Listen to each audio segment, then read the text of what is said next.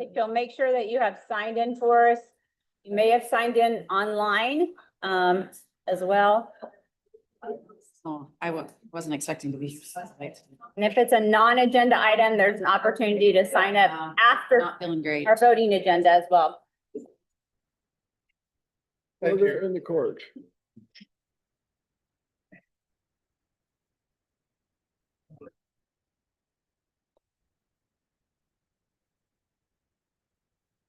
Okay, I'm assuming everybody has signed up, so I don't see anybody running to that.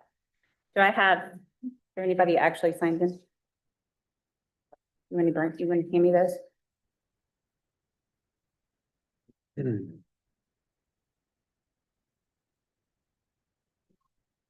Okay, so it shows 6:02, so welcome to the Bentonville City Council meeting for August 25th, 2026. That'll call us to order, and I don't believe we have a scout.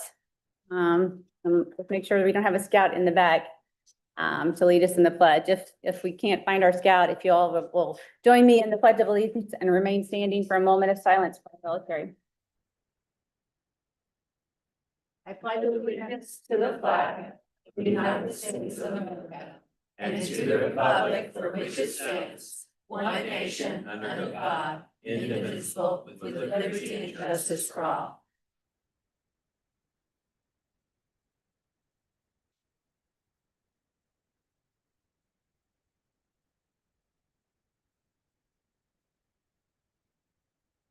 Thank you. Roll call, please. Sanchez? Here. Patterson? Here. Acree? Present. Ziba? Line? Suter? Here. Grover? Here. Burkhart? Here. Hook? Here. Can I get a motion to approve the minutes of the August 11th, 2026 Bentonville City Council meeting? So moved. A motion and a second. Roll call, please. Patterson? Yes. Acree? Yes. Suter? Yes. Grover? Yes. Burkhart? Yes. Hook? Yes. Sanchez? Yes.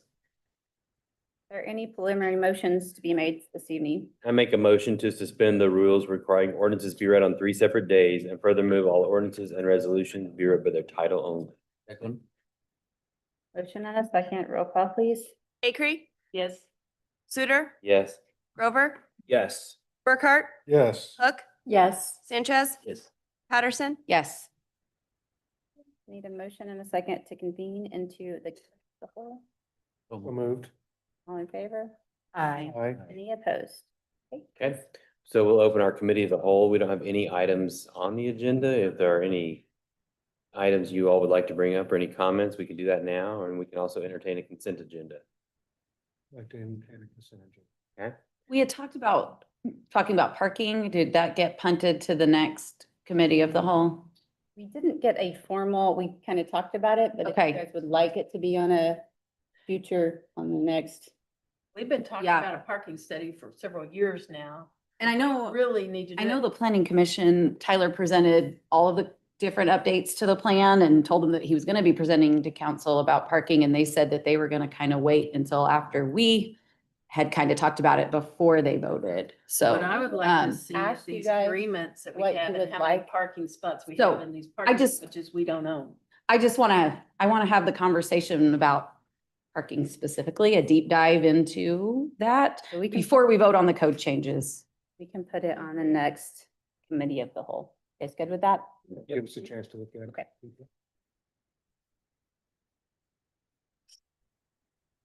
I'll just say if there's specific things you want them to come back with, you might have to. let I think- them know, like if you're wanting to know number of parking. I think you know what I want to garages. hear, don't you? Okay. Kind of where the conversation went last time with how many parking spaces are required per units, And then like the things like that. reduction, you Yeah, know, because there were some changes in the new master plan. like we're giving a reduction if you're near transit, if you're near the greenway, or if you do public art. But we, you know, kind of hasn't spelled out how that's measured or, you know, kind of what's appropriate, if it's maybe just needs to be downtown instead of anywhere along the greenway. like, How about if we do this, if we pull Commercial. the parking section of the code and send it to everybody, and then if you have specific, we could go from there. Yeah, we can walk through both what the code says today, what it said yesterday or prior to the community code, as well as, what some of those proposed revisions I already walked planning commission through. We can walk through all that. And I still Thank want you. to talk about an inventory, parking inventory. Okay. And a parking inventory, we'll add that to the list. I don't think that'll be done. The by next- GIS, there is, But we can talk. there is for each location, there are a number of spaces. So on the GIS, that is there. Yeah. And Yeah. we can maybe, I guess, pull that information into one doc. But just so you know, that is available. So you can click on it and it should show you how many spaces are public, when they're public, if there's times associated with them. Where can we get copies of the agreements we have for the parking garages? I'd like to see the terms of those agreements. We can make copies of this. Yeah, we can pull those. Yeah. And also, a lot of those parking garages have systems that count the number of cars there. So I suspect we could get data eventually of how often there are empty parking spaces or how often they're full. We can have a big parking discussion in 2 weeks. We're not checking out every. specifics to the code Well, changes, that's. There's multiple things that kind of, when you talk about parking, it's not just supply and what we require and what it says in code. There's also like, how is parking managed? How do we manage on-street versus off-street spaces? Once you open up Pandora's box, there's a lot you can talk about with parking. We need to talk need to about do it. it. I think we started down that road several years ago and it does get complicated, but that's okay. Yep. Discussing options that are clearly available and, but it is going to be a bigger conversation than I think we can be ready. And if you're going to go that big, just an explanation if the code changes. I could But if you can be ready for the bigger conversation, I'm all in. Let's pull together what we can. start, and yeah. We can start Sounds out. good. Feel like it might end up being more of a our working group type of situation if we're really gonna dive into it, but let's pull together. I got several bullet points of information. I think we can start Yeah, that at the next committee of the Hill. yeah, that's easy enough. We can do that. Started on a public-private inventory. Mhm. Some private is available at certain times as well. So I think we were starting down that too. Thank you. Yep. Okay. Anything else? Okay, we could entertain a consent agenda for items 4, 8, 9, 10, 11, 12, 13, 15, 16, 17, 18, 19, and 20. And utility board number 2 Removed. and 3. Did you have 17 on that? Yes. Yes, the resolution. And 3, sorry, yes. Yep, and planning item number 3. Unless there's discussion on that. Then your item number. 3, Do you want to read them all one more time? okay, here we go. New business items 4, 8, 9, 10, 11, 12, 13, 15, 16, 17, 18, 19, 20. Utility board number 2. Planning item number 3.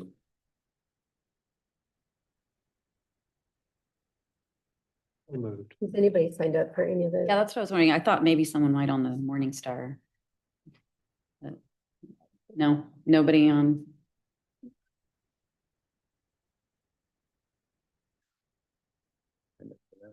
For all, you see if there's any other items for all one item. Yours.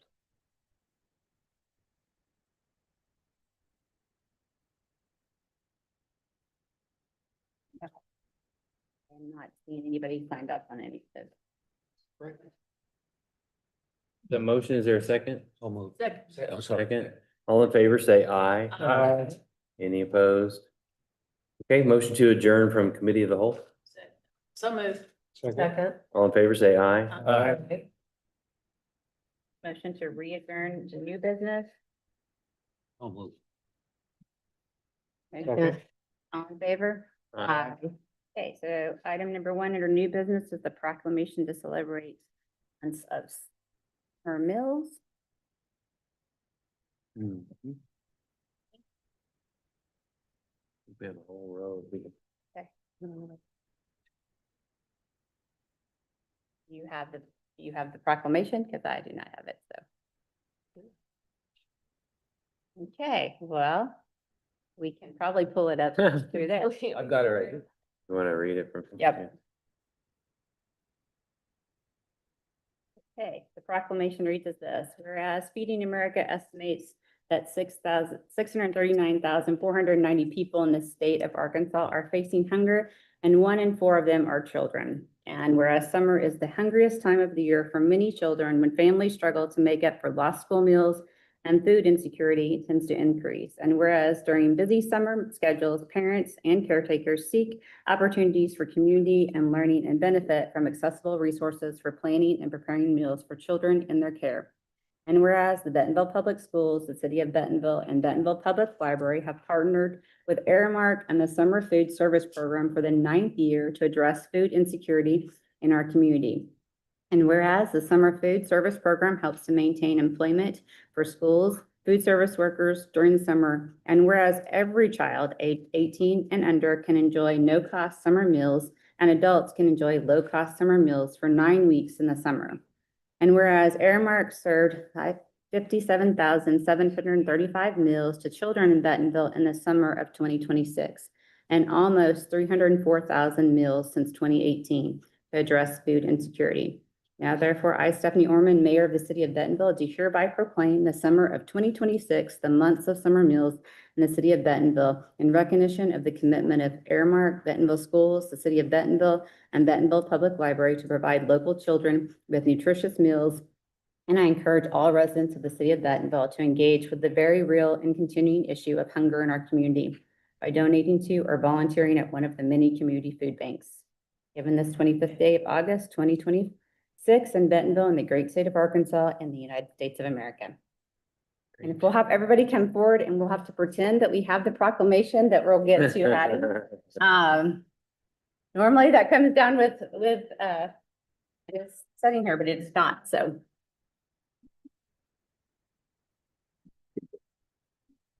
Hi.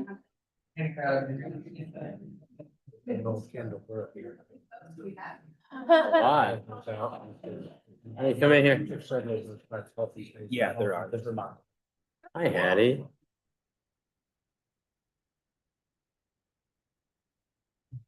This, Great job. and the whole crew. This picture. Nope. Some people come right over here. Yeah.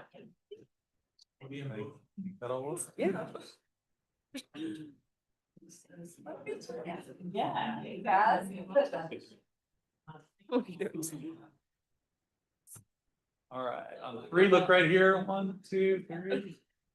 Thank you, guys. Hey.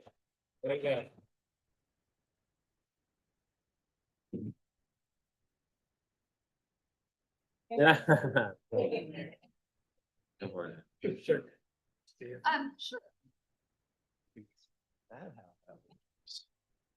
So I do want to thank the Aramark crew, the ladies and gentlemen here who are so gracious to serve the children every summer. We love seeing you at the public library. I know you serve other places too, but it's been a great partnership. So thank you all. Y'all worked hard this summer.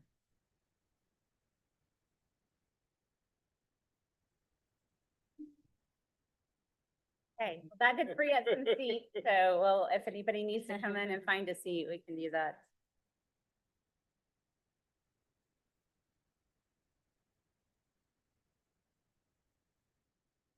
We'll let everybody come in and find it. I will say that if you have not experienced the summer meals program at the library, they're super busy and people are very appreciative and they run it very well. So it's a great partnership.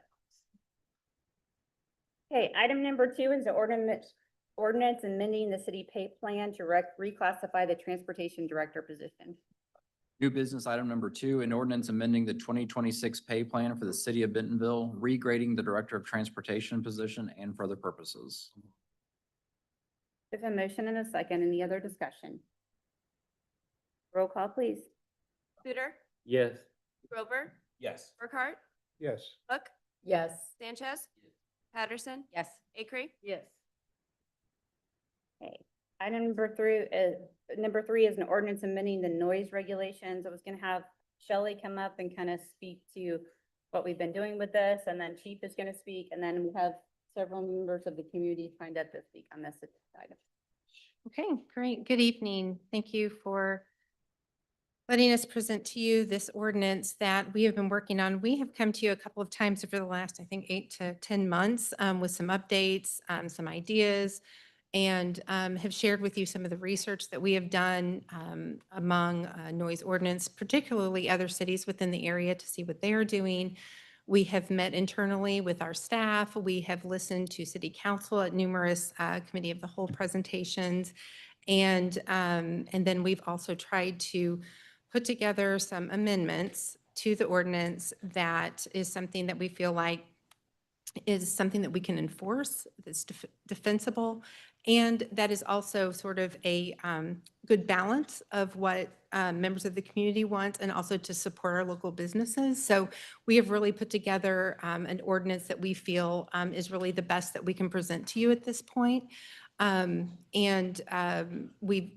We've looked at several different things. One of the things that we really felt one thing we needed to do was change the zoning districts, because we had the community code be adopted, and so we made some of those changes. The other major change is addressing cutoff times for sound amplification, and so that's really the biggest new piece to the noise ordinance. We are, I think I'll just go ahead and turn it over to Chief Bertrand, and he can talk a little bit about the perspective from the police side. We've been working very closely with them in drafting this ordinance.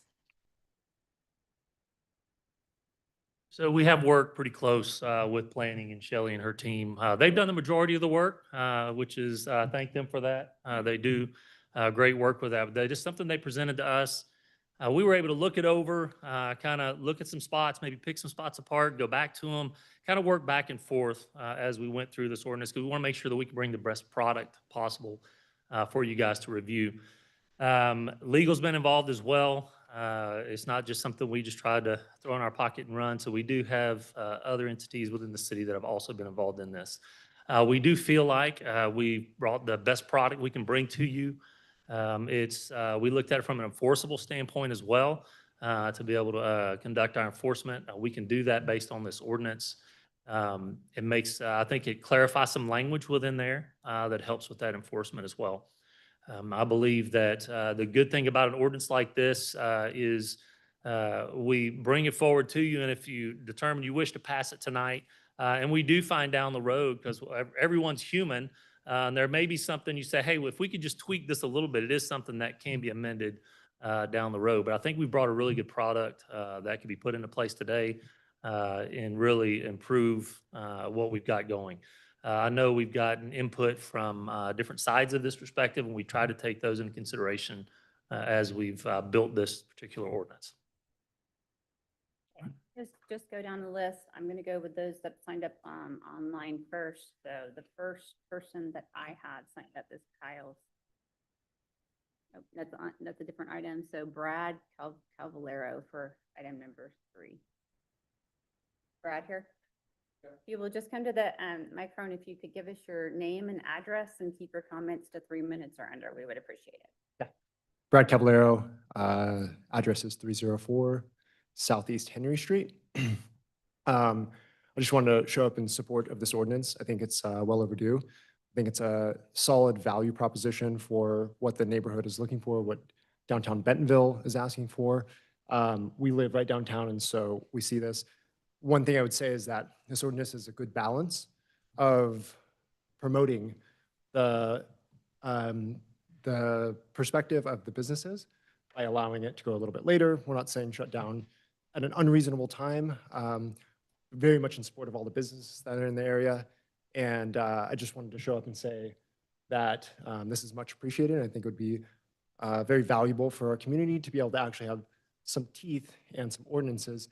And then also having the specifications within there of the equipment to use and how it's to be, how the measurements are to be taken. All those things allow the police to actually do what we're asking them to do. So, thank you. Michael Spivey? Good evening, Mayor and members of the council.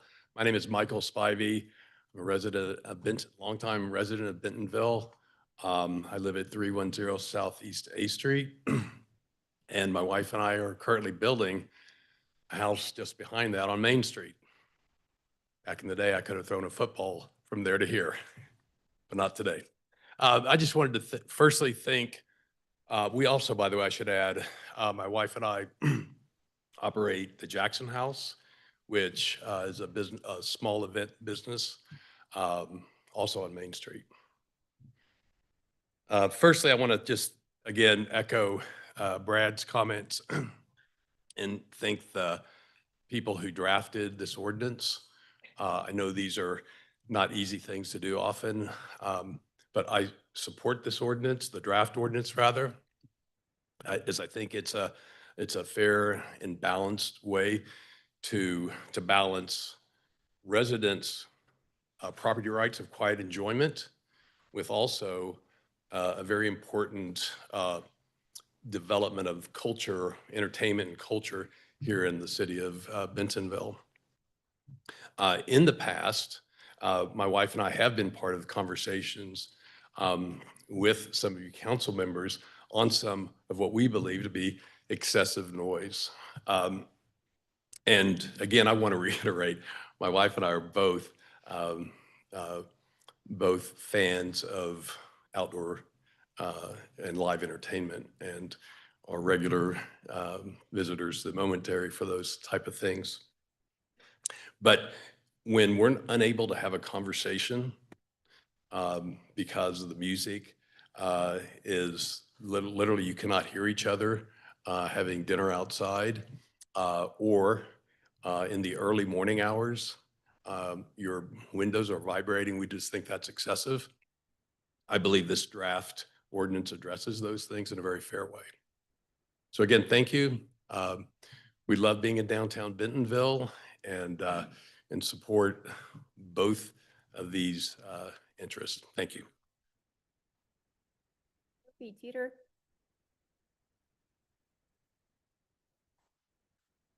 Yeah, these are online signups too, so make sure they're not on there. Toby Teeter, okay. Greg Seuss? Oh, here comes Toby. Wait, we Sorry. found Toby, sorry. You could just give us your name and your address and keep your Sure. comments to 3 minutes. Couldn't hear you out there. Well, so that's a good point. You should be able to hear us out there. Is that, okay. My name is Toby Teeter. I live at 207 West Central. I love live music. I'm a junkie. I even love EDM music. I've been to EDM festivals in Vegas, but I also like to sleep. What's happened over the last year has been very, very dramatic. On right over here in West Central. I live at the second house. There's the Record, there's the Blue House. I'm the next house. I'm not right next to the barber. I am about 400 yards away. But for the house to vibrate till 2 a.m, or to actually hear and know the songs being played while laying in bed has been very dramatic. This is not as bad as it used to be before they also acquired the Meteor Guitar Gallery.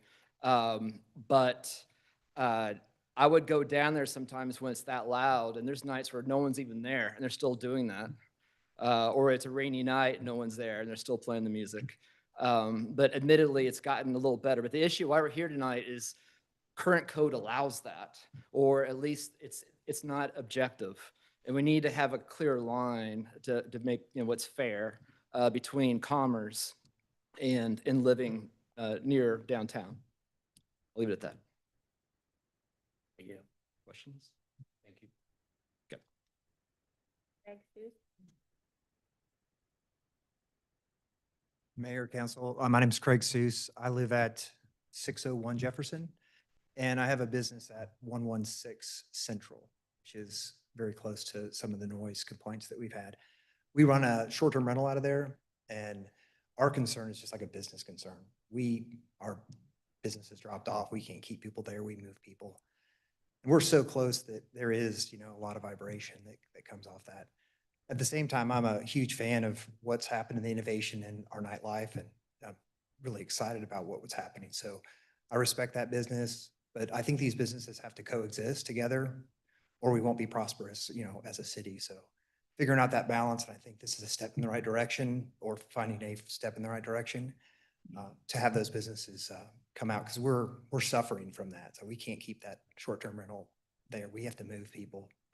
They've called the police and they can't get it to shut down. So just having some way to balance this in the future is going to be helpful, and I'll leave it at that. Ramsey? Just have Ramsey. I think it might be Ramsey Paul, but I'm not sure.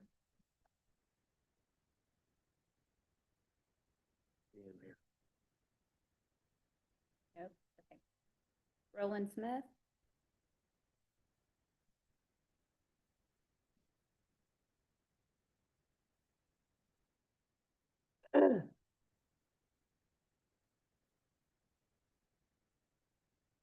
Get nice and cozy in our council chambers, sorry.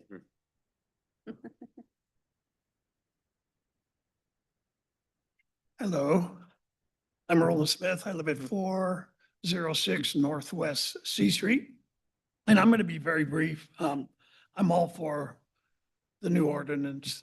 I think it's fair. I think it's clear, and I think it's enforceable, which I think is really the important thing. I know y'all worked really hard on this to get it done. It's a complicated issue. I love music, love Bentonville, love the vibrant downtown scene.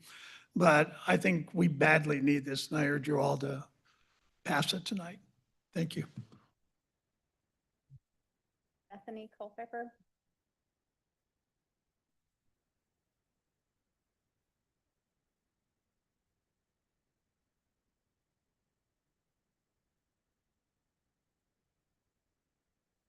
Hello, my name is Bethany Culpepper. I live at 301 West Central.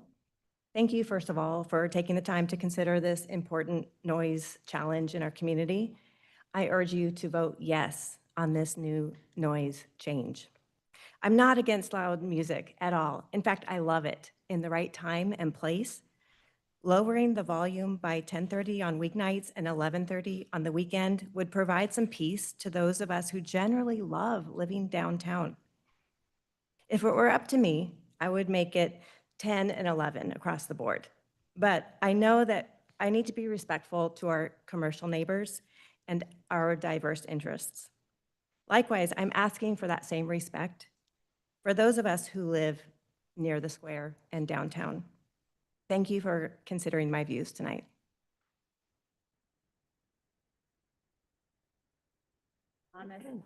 Tom?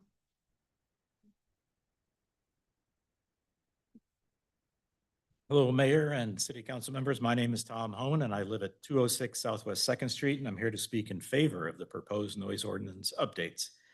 I've lived in Bentonville, downtown Bentonville, for 14 years in close proximity to a variety of establishments that support a vibrant nightlife. Lady Slippers, Scotch and Soda, the Meteor, now the Plaza, First Seat, and more. I live even 32 feet from an event venue, The Record, and I've never had to call the police with a noise complaint until this year. The change? Amplified music being played beyond the confines of the buildings. Low-frequency noise is known as LFN, that reverberates well beyond the downtown establishment boundaries, is having a negative effect on the residents and businesses. The National Institutes of Health define LFN, that thumping bass, as follows. A consequence of LFN exposure is the onset of mental stress, which can significantly affect all organs of the body, and more importantly, have a considerable negative effect on the immune system. Feelings of discomfort, agitation, and restlessness when exposed to LFN cause some people to have difficulty with daily work and job performance. I'm here to tell you, it's a thing. This is not about shutting down a good time for residents and visitors, not at all. And this isn't about the city channeling the movie Footloose, as was mentioned on social media this week. After hours, just bring it inside.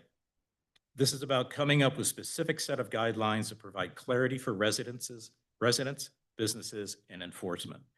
We're not alone in this. A friend of mine went to see Noah Kahan play a Saturday show at the Rose Bowl in Pasadena. We had 56,000 fans. He bumped his show a half hour earlier to 6 p.m. to ensure he respected their 10 p.m. noise regulations there. So it's even less than ours. And that was a Saturday night. In closing, I'm hoping that from within our house, we don't hear last call on the PA systems between 12:40 and 12:45 a.m., followed by an extra dose of cranked up music to close an evening. This happens often, and it even happened on Christmas and Easter Eves for us. This is an important issue, and I support the density and have been a proponent of growth and the work of the planning department and management. This is just another example of navigating our growing pains, and I appreciate the city staff who have worked hard to put forth this fair and responsible set of rules. I do have one tweak, though, if I could suggest that. In the regulations, it cites dBA, decibel frequency A. There's actually 3 frequencies, A, B, and C. A actually filters out the bass, which is the problem. So if we could just amend the regulations to be decibel levels, and I don't care if it's A, B, or C, just have it that way. And all measuring devices, usually you can toggle between those frequencies. So that's the one. Point of tweak, if order, we could do public that. comments reach 3 minutes. Thank you very much. I want to clarify the request that he made. What was the removing, just having it on decimal level, not the A specific? Can you talk to that, Chief, and how our device works? We currently have. I'm sorry for interrupting. I didn't hear him. I didn't hear him very well. I guess where you We look, didn't really hear Tom's question very well about that on exactly what he was asking for that amendment on this. And he was describing the instrument A, B, or C can be calculated. And I think you're trying to reduce it to a clear decimal level. Sorry. Can you go, I didn't hear the last part of that. so Sure. Sorry for asking. And again, I never thought I'd become an expert, or it'd be the fact that I'd be standing in front of you talking about this is wildly amazing to me. But there's 3 different frequencies that you measure decibel levels with. And in the proposed amendment, it's dBA. There's A, B, and C. And A actually filters out the bass level, the noise, which is kind of the big problem. So if you use C, or just put the ordinance to say decibel level and not have a frequency A, B, or C listed on the thing, I see what you're saying. your machines, your devices can toggle between any of them. It just be generic, just be decibel levels. Thank you. That was the only suggestion I made. Thank you. But can you clarify, because I thought, the way I understood this is that our current noise meter would not. it does not pick up that bass signal, does not pick up that low bass rumble. Our current noise meter does not do that. We would need to get new equipment to do. We would need to is that correct? research, get some new equipment that would measure that. If it moved in that direction, yes, we would have to research and get new equipment to cover that. Seems to be I'll let everybody speak. I'm sorry. Thank you. Okay, Leon Fletcher.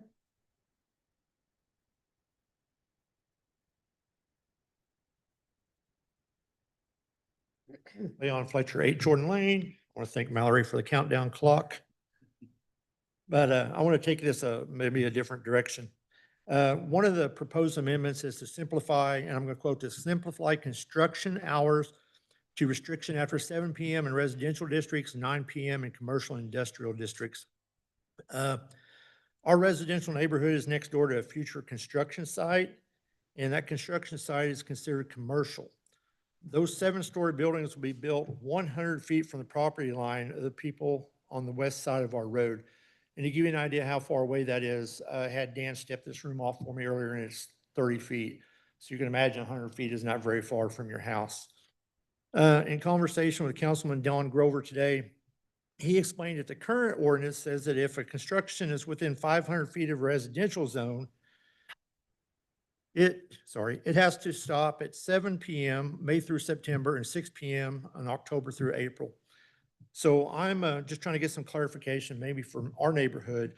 Will the city be keeping this rule or doing away with it? If the city doesn't keep it, our neighborhood and future neighborhoods that may run into this they're going to be dealing with construction noise from heavy equipment, jackhammers, cranes, dozers, whatever, up till 9 PM, which is going to be well past, if they got kids at home and they're trying to get them in bed at 8 o'clock or even sitting outside trying to, enjoy a nice little barbecue or something. We don't want to hear jackhammers at 8, 9 o'clock at night, 100 feet from the property. You did good. Thank you.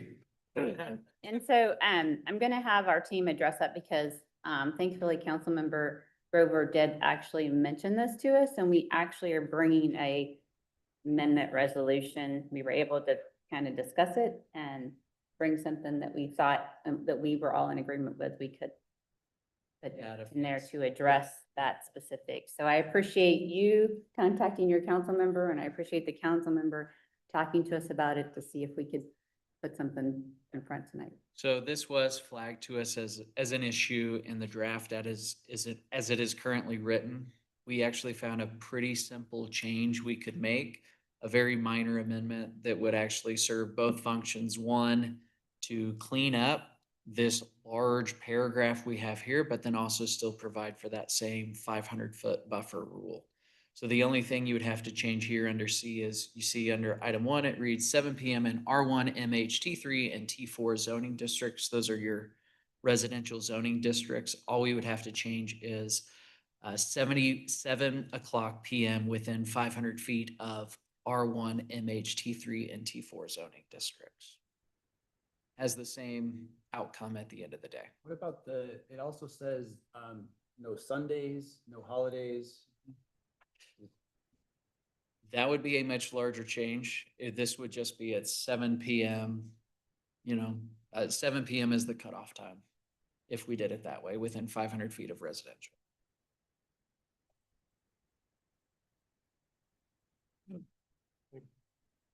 Damon Epps?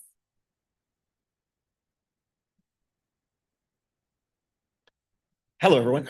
How's everybody doing? I'm Damon. I love this town. A lot of these guys are my friends, all these people. I'm on the opposing side.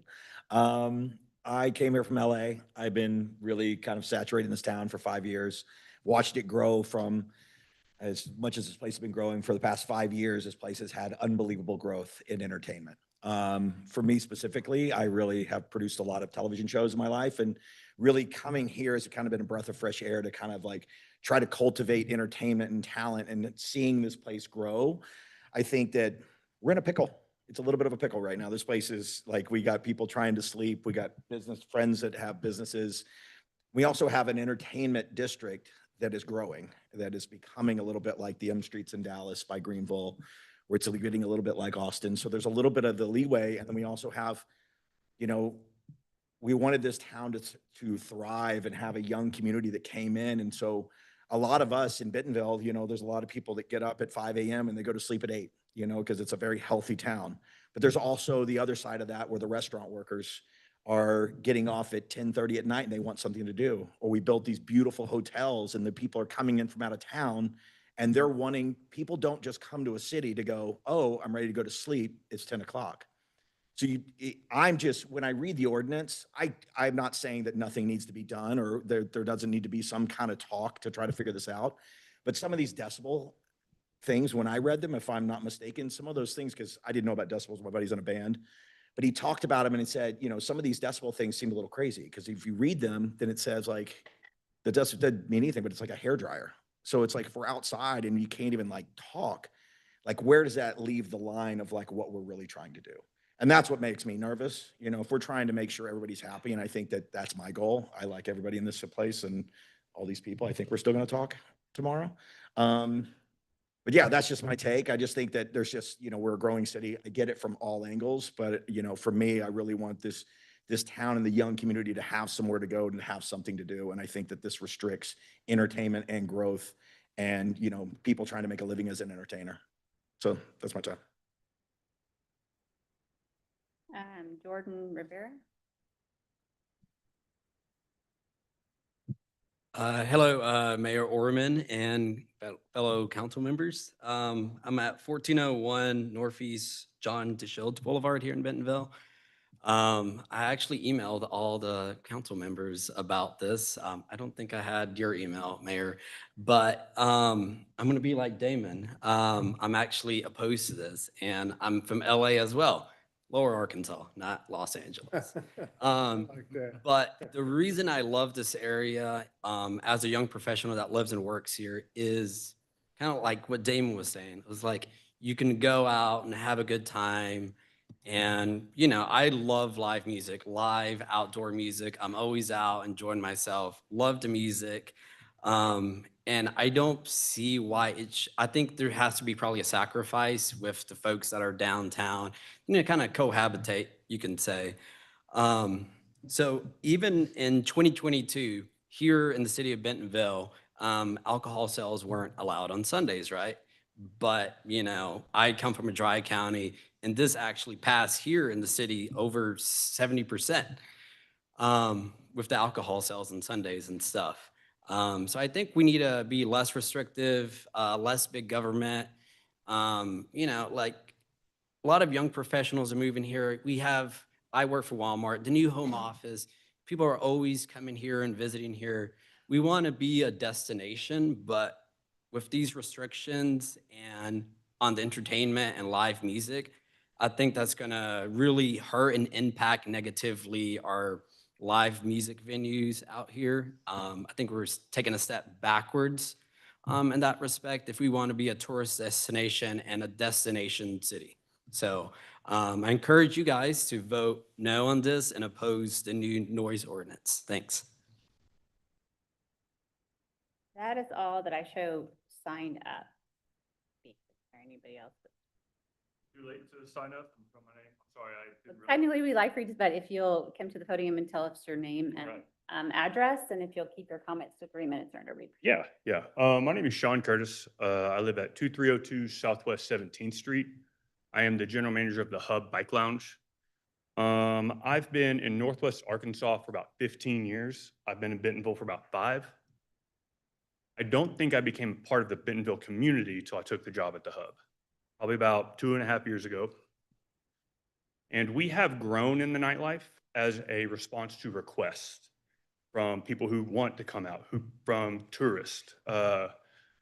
We have crossed that threshold where we are now a tourist destination, not just over the summer, but we're a spring break destination.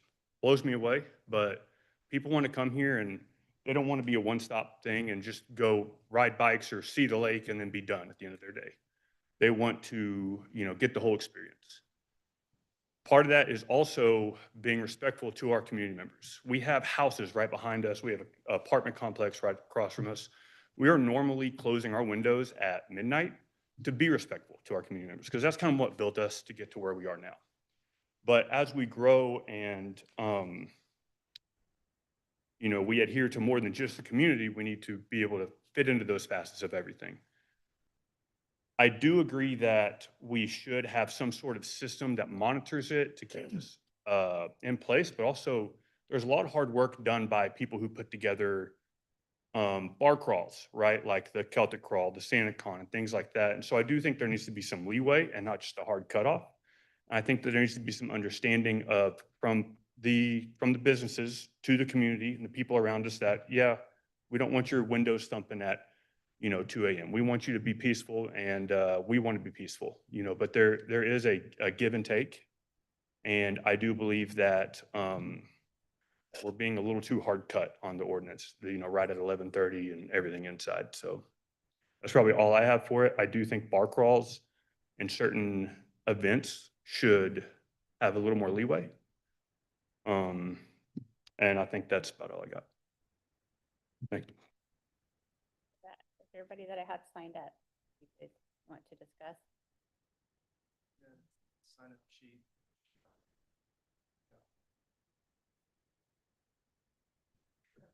Go ahead. Hello, everybody. How you doing? My name's Justin Aguilera. I'm at 115 Northwest 2nd Street. I'm the owner of The Barber in downtown Bentonville, and we love being part of the community here in Bentonville. We've tried really hard to create a destination for people of all walks of life into our establishment, whether it's visitors, whether it's people who live here. like he was saying, destination, and just a place where people can hang out and have a good time. Coming from all over the country and having been involved in different establishments, it's very important that people have a downtown that's thriving in an aspect where you have nightlife. Um, it's imperative that you have places where people can go, hang out, watch a game, listen to music, have a good time, especially when they're working, 40, 50, 60 hours a week. And if you can have 2 days or a couple days where you can hang out and have a good time, I think that's imperative. As for the noise that we have, we take precautions to make sure that our noise is below the decimal readings. As we've never had a citation, we've always been below every level, every time. Certain people call the cops. And as somebody said earlier, they never had an issue until a year ago. And there was another establishment that was at our business that was playing loud music, and there was never seems to be an issue until we have come in to take over the business. We also have the plaza, which is indoors. Haven't had any issues then, as somebody was trying to shut us down before we even opened, and that didn't pass. And there's probably a couple of people in here that were watching that as well, so know what was happening. So I think it's very, very important that we do not pass this, because you're not just killing the downtown nightlife, and there could be certain people here that want us and our establishment not to be here. But if you do that, then you're making a precedent to other bars, especially when people come down here to spend money, have a good time. If you put the limit till 11:30, people are not going to be coming downtown. They're going to find other establishments to go to, other cities to go to before that 11:30 even takes off. Anybody with common sense would go have a dinner somewhere in another city and stay there if they're going to go and have a good time, rather than saying, hey, we got to be cut off at 11:30 and then go somewhere else, which means less money for the city, as we are creating a entertainment venue and entertainment space here in Bentonville. So I hope that that helps, but we're here for the city and we're here to make sure that people have a good time. Thank you. Everybody? Okay. And for your discussion, if you'd like to have discussion.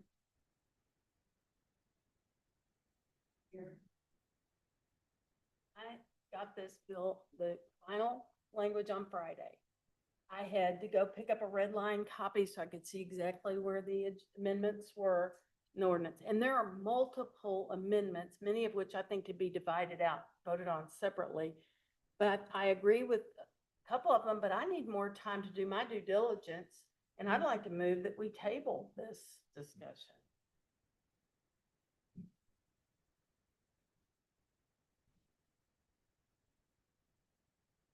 For me, before I would vote on whether we table it, I to hear everybody to see if there is a consensus first, and or if there's multiple questions. And I agree, there's a lot here, and I have my questions ready. I'm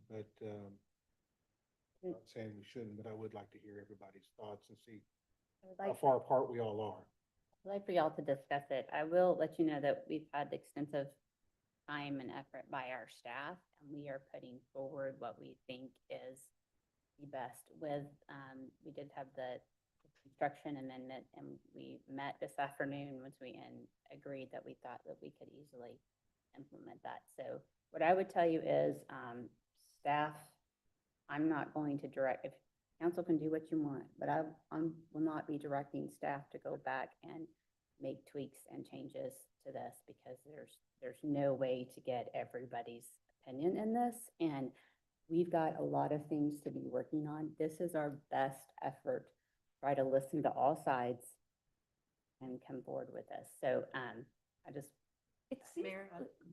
it seems like the complaint is the cutoff, there's a lot in here, and it seems like the cutoff is the biggest concern that some have. But I kind of just did research on cities across the state, the country, and virtually every city has a cutoff. Rogers has a cutoff. If the AMP can operate with a cutoff, like a cutoff is not unreasonable. It seems like we're very much in the minority not having a cutoff. So I don't know we're not going to scrap the ordinance, but like, are they asking for midnight? Like what would, because I feel like this is, we have to find the compromise between livability and, nightlife. And I don't think expecting the nightlife to be indoors in the middle of the night doesn't seem unreasonable. But like that amplified sound cutoff, it seems to me like, in my research that it's a very common thing in most cities. So I'm not sure that's kind of, what I kind of found researching. Mayor, what I've found in some cities, and I haven't had time to look at all of the issues that are encompassed in these amendments with all the other city ordinances, but a lot of the times are variable by location of the venues. If they're close to a neighborhood, if they're not. But my concern is the fact that nowhere in our zoning codes do we advise investors or developers that they will be restricted from outdoor music venues. We don't have a business license.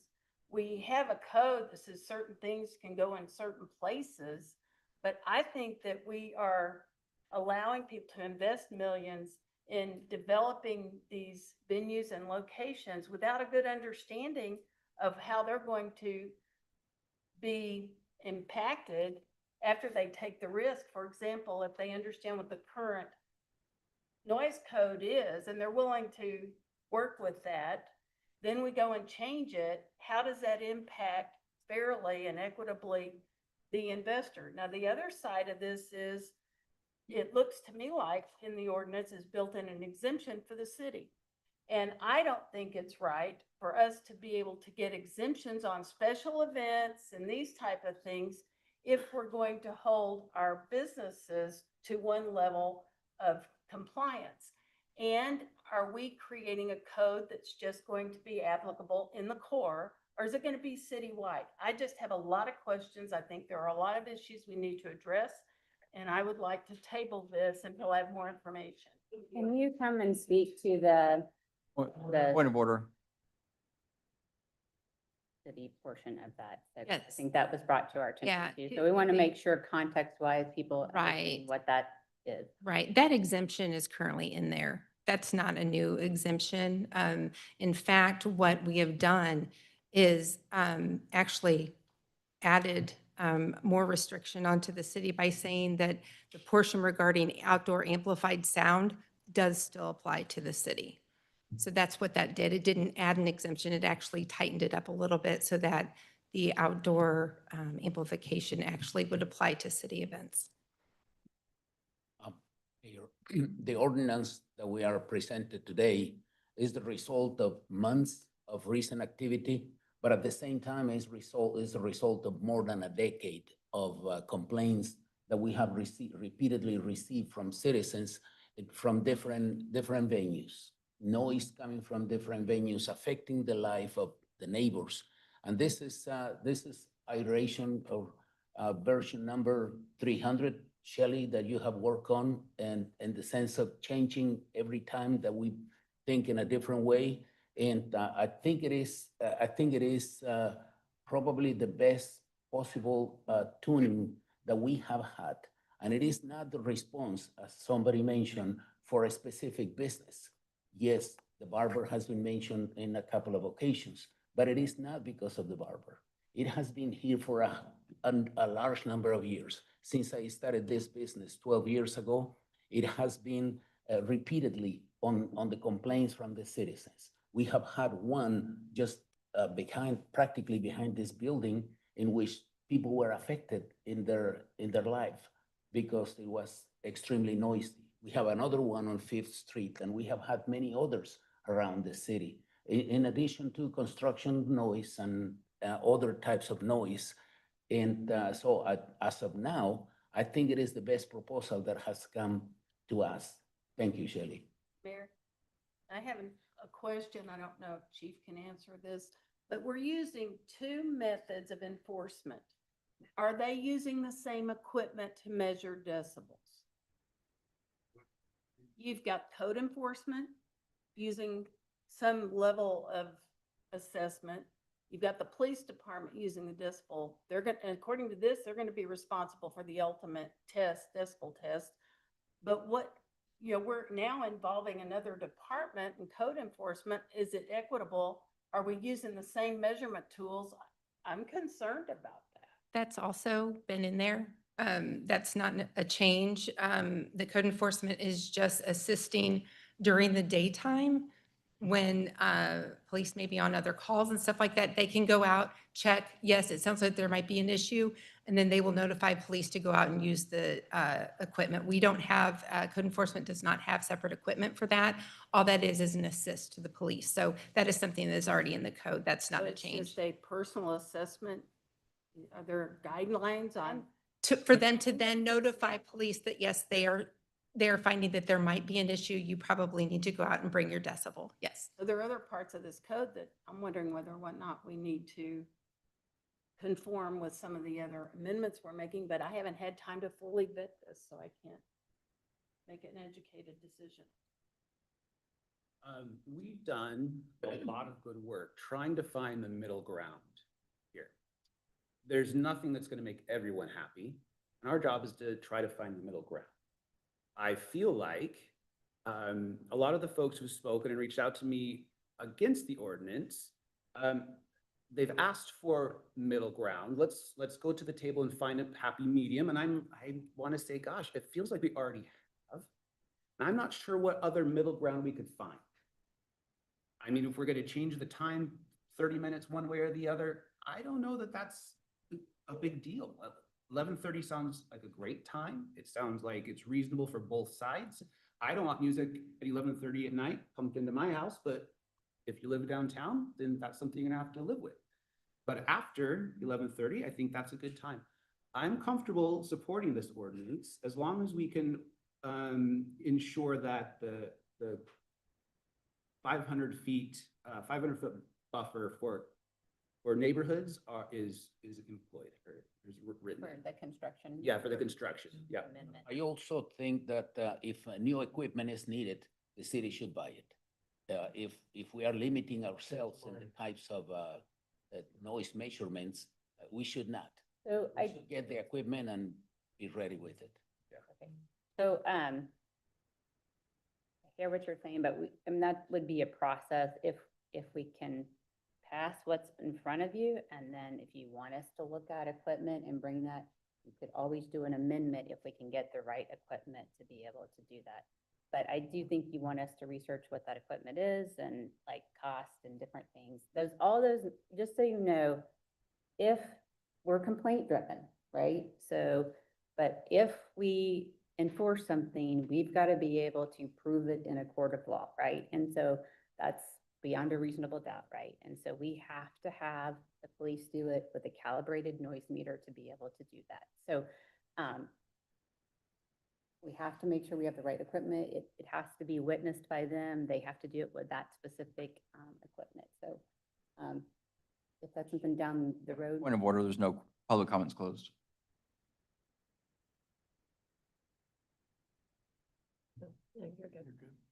I appreciate the concerns that neighbors have. But my bigger concerns have to do with how we develop public policy that gives everybody adequate comfort or notice. You know, I think our citizens, everybody's property rights here need to be protected. So how do we do that? And what common ground do we get? But I do like the fact that we're not going to measure the decibels from the speakers or from right at the point of dissemination, because you get further out to the property line, it may, you know, soften a little bit. There are other things in there that I think make sense that are in our current ordinance. And I'm happy to entertain a time cutoff, but I think that right now with all the amendments that are being made, I don't think we've had adequate time to vet this.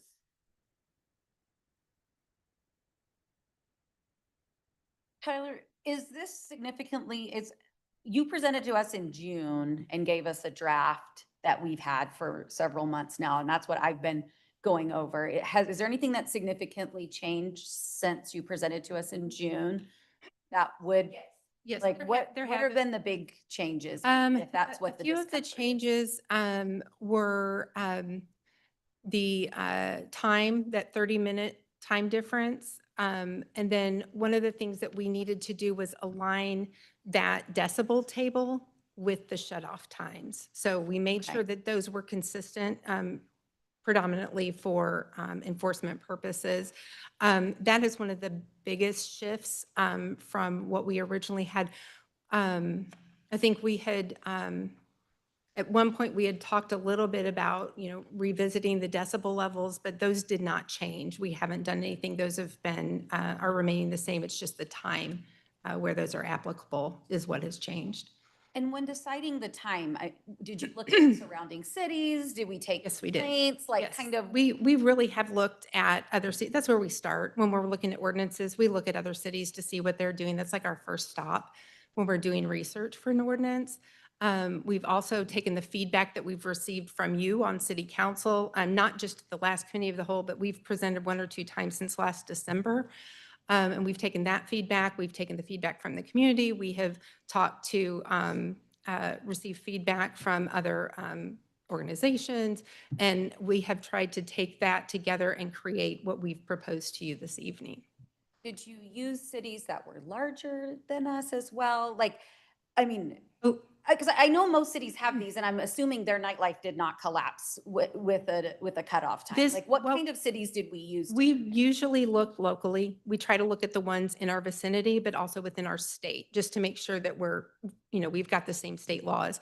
Sometimes we do look at some other cities. This one is largely based off of what Rogers has as far as their cutoff time. The reason behind that being they have a very large outdoor music venue.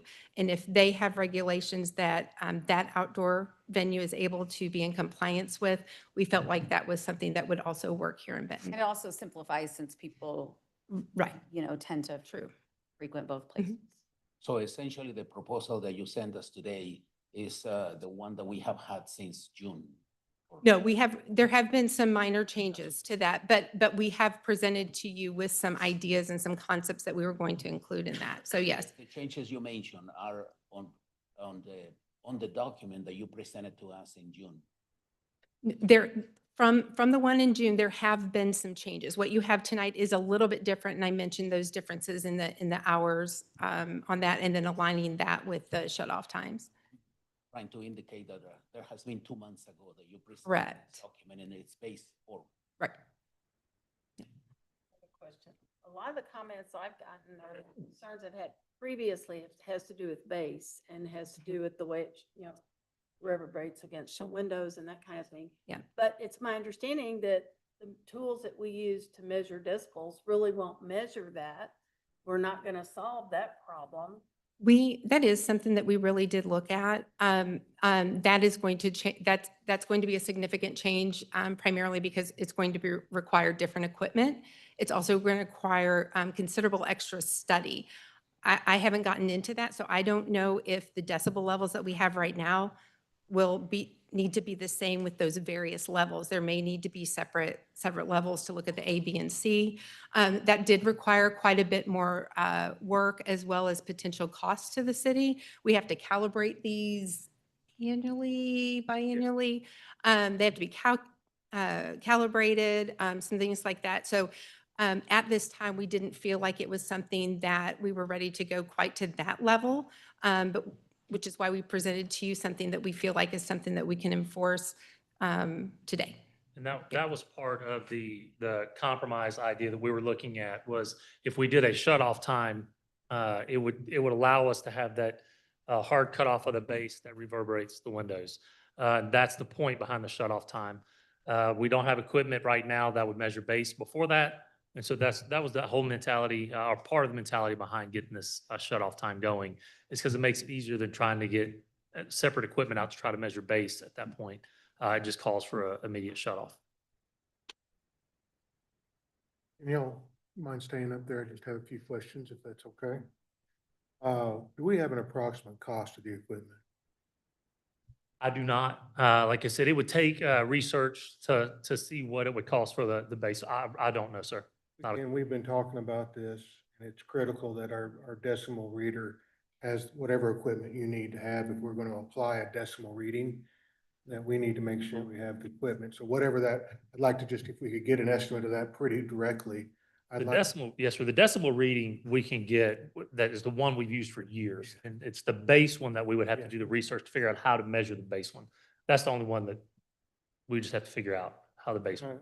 I think it's imperative that if we're doing a shut-off time because we can't monitor the base, if that's one of the reasons, then we need to get a base reader. And that way, when we are previous before shut-off times, we have a base reader that can read that appropriately, so we take out assumption. You need the equipment to do what you need to do. Yes, sir. So We'll look at if it. if we're passing this, Mayor, I suggest that we look into those estimates immediately and have the proper equipment to measure this properly and get you the tools you need to do it. I can't imagine it's the recalibration and the equipment is kind of like my survey equipment. Can't be that bad. There were some discussions this evening about bar crawls and things like that, but I do see in here under J that you can get a permit for special things like that. Is that incorrect? For extension of those hours, is that, it's under You can exemption? request that. You can request that if you meet all the other regulations associated with that permit. So like if there's a known date of a bar crawl or An something event. like that, then they could apply for the exemption for the permit. The intent with the, I almost hate to say an exemption as much as that goes through a more intense review process. And that can be one of the items as a consideration for approval of the permit is saying, this is when, you know, the amplified sound needs to be shut off, whatever that is.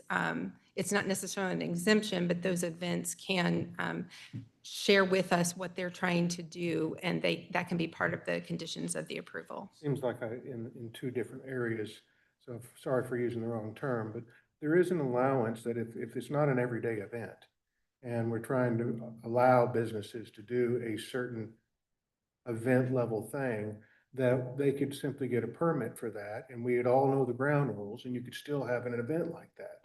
Similar to we do other, so is that, am I reading it correctly that that's allowed through a permit? That is an option, yes. Okay, so I just want to, I'm listening to a lot of the comments that were made here, and I just want to try to answer them as I go. One of the things that I saw in here under section 58-107, subparagraph A, subject to provisions of this article, no person shall create an unreasonable, loud, disturbing, unnecessary noises within the city. I thought we had talked about not leaving a vague element out there that is not, everybody's going to have a different opinion on that. When you go up to a place, one person is going to say it's not loud and the other person say it's loud, and it's not definable. Everybody's unreasonableness is different. Mine is different. I can hear the amp when I'm trying to I go to bed early. Okay, I get up early, but I go to bed early and I can still hear the amp, and you know, when it goes off, I'm kind of happy because I'm a bass guy. You know, I'm literally in the southwest quadrant because I'm high, I can hear it. But my idea of unreasonable and other person's is going to be different. I don't want any ambiguity in this ordinance for somebody to declare this is unreasonable for me, and when it's not measurable. So I don't like the language of something that could be, it's not a measurable item in this paragraph. And so that's the reason I asked for it to be stricken last time. So I still request that to be stricken from this, unless anybody can give me a reason why we would have a vague definition as such as this. It is something in our research that a lot of the noise ordinances have. They have kind of that general statement in there, which is why it's in there. Well, we had that, we decided that when we decided to, or at least we talked about going away from that because we were going to set a time and still keep the decimal reading. So it wasn't somebody's opinion. And I don't want to go down somebody's opinion. We have the time, we have the reading. If they're in the reading, they're good. If they're not, they're not. And so I don't want to, I would like to stricken that. If we're doing an amendment, I would like to stricken that paragraph.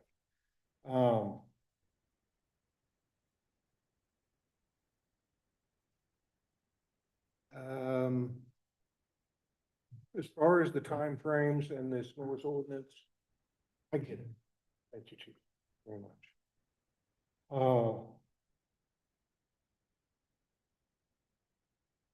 I'm trying to understand, we got here because of complaints.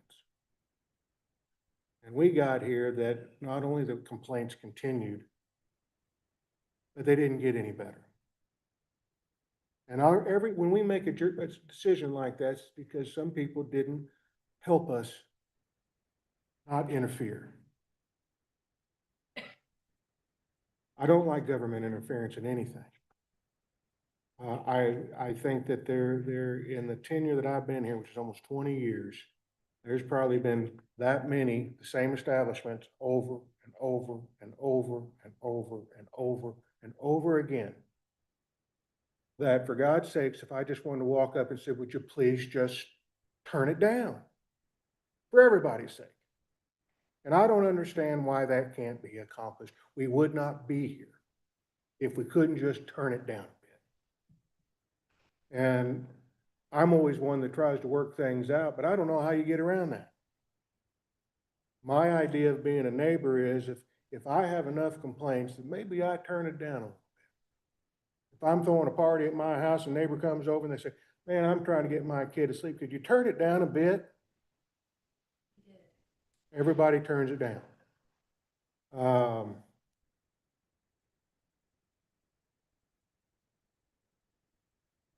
I don't think a business, because you have to go indoors to continue entertaining, or you could change to acoustic outside. It's not amplified. You could have a wonderful person playing guitar outside, and it's not going to be an amplified. You would have a great business for acoustic after 11:30 if it's outside. And you can do business indoors. We have vetted this thing over and over again, and I'm sorry we're here because I would rather leave well enough alone. But it's not working. I would like to have, if we're going to implement this, the equipment on hand to be able to measure the base. I'm concerned about having that unreasonableness in the agreement for it's an opinion. I don't know why we would have something in there when we have all the tools and the cutoff date and the measuring tools to measure if we're just going to allow it to be vague. Hey, Bill, regarding unreasonably loud, what I'm seeing is unreasonably loud isn't what is going to convict someone.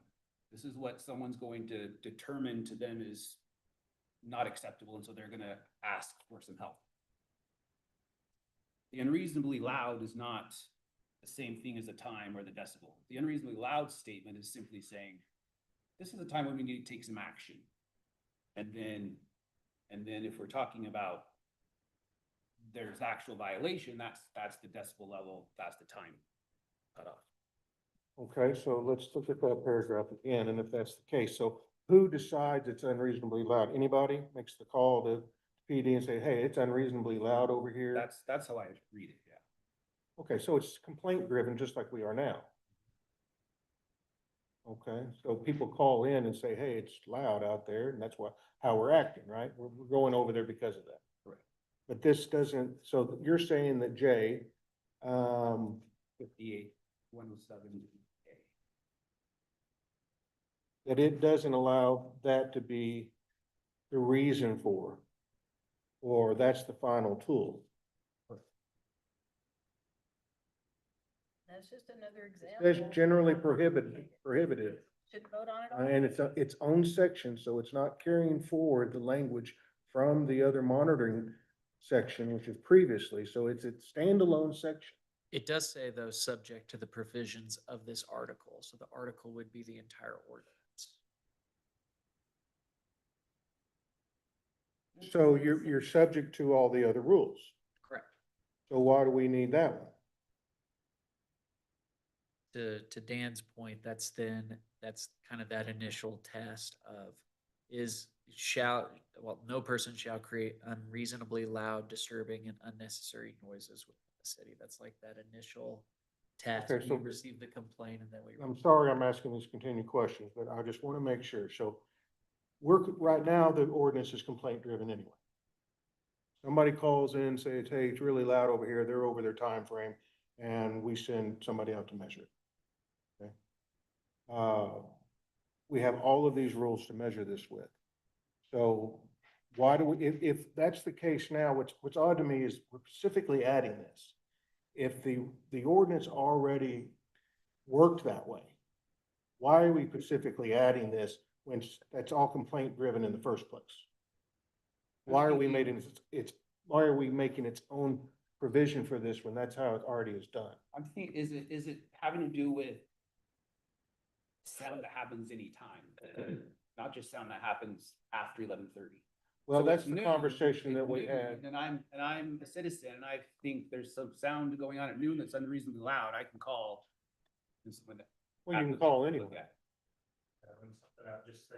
Sure. The way, I see what you're saying, and I think I might be able to go. Please. This is, what's happening is, the statute is saying generally you can't make loud noise. What that loud noise consists of is all these other things. Now, in some laws, that's very specific and it's needed because, the remaining part of the law doesn't say you can't. That's right. Generally, you can do this, and so. Exactly right. I think in our ordinance, to go along with this, I think in our ordinance, it does when you say you can't make this unreasonable noise, but I think further down, we do in this specific where it says no person shall do this, no person shall do this. And so, I understand what you're saying. It sounds like we're repeating ourselves, speaking generally, then we're trying, it's kind of a repeating ourselves in that sense. So what I guess I'm trying to understand is, Stability, I don't think we would have to have it for enforcement purposes, because we're not gonna take enforcement action based on this word. I think it was just. that was our conversation during the last discussion of this, that we couldn't, it's not a measurable or enforceable item. That's why we kept the decimal readings. Yeah. And so, Okay. yeah, and so it's just a general statement. I don't think it hurts the enforceability to pull that out. I really don't.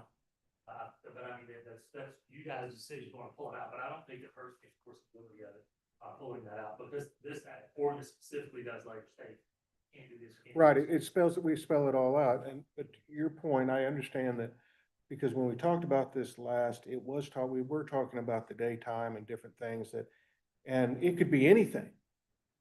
And it's based on somebody, make sure that, we didn't go down an opinion of something, and, so it'll be up to y'all if y'all want to amend this to eliminate that or not. That's just my wish. I think we take care of special events by just get a permit so you can go through it, make sure we have it to handle some things that y'all were talking about as well. It's later than Rogers. Rogers is 11, right? Is that Rogers turn off time for outdoor music? For outdoor.